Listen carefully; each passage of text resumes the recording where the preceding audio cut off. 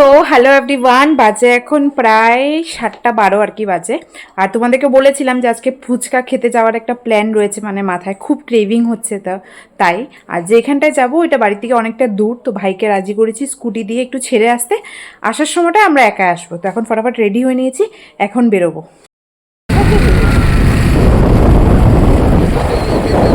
দেখতে কি সুন্দর লাগছে সত্যি, লাইট ফাইট দিয়ে সবাই এখানে গল্প গল্প করে, তো আড্ডা মারে।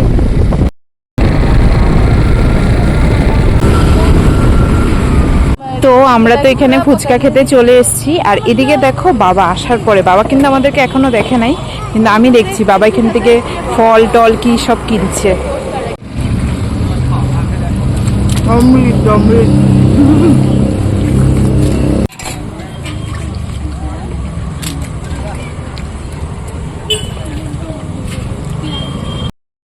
আমাদের ফুচকা খাওয়া তো শেষ, আর ফুচকা খাওয়ার সময় বেশি ভিডিও করতে পারি নাই, এক তো অনেক ভিড় ছিল, আর তখন পুরো কনসেন্ট্রেশন দিয়ে ফুচকাটাই খেয়েছি।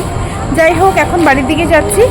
আর মা বলেছিল যে পনির মোমো নিয়ে যেতে পারে, মা তো সেরকম একটা বাইরের কিছু খায়ই না, যেহেতু চিকেন এসব খায় না আর কি, তো অনেক কিছুই মা খায় না, তো আজকে বলেছে, মানে এরকম বলে না সচরাচর, দেখি যদি পাই নিয়ে যাবো আর কি।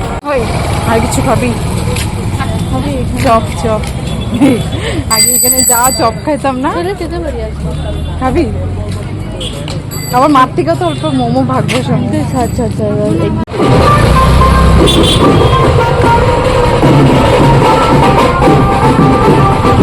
গাইস মনে হচ্ছে পূজা চলে আসছে,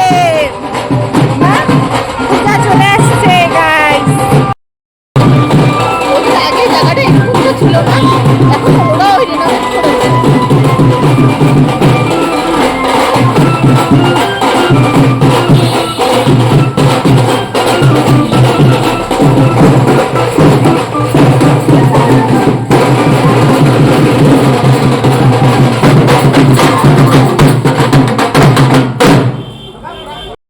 তো আমাদের পনির মোমো নেওয়া হয়ে গেছে। আসলে রেস্টুরেন্টে ফোন করে আগে থেকে বলে রেখেছিলাম যে মানে প্যাকেটিং করে রাখতে আর কি, তখন বাড়িতে যাচ্ছি। তো এই যে হচ্ছে পনির ফ্রাইড মোমো এনেছি। পনির স্টিম মোমো আমার মনে হয় যে খুব একটা ভালো লাগবে না, তো কিরম খাইতে ভালো, ওইখান থেকেও আমি অল্প ভাগ বসাবো। মা এতগুলো খাবে না সেটা আমি জানি, এই জন্যে।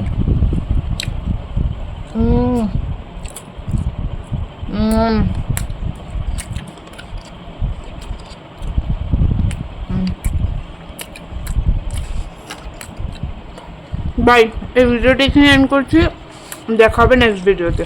খাবি না? টাটা।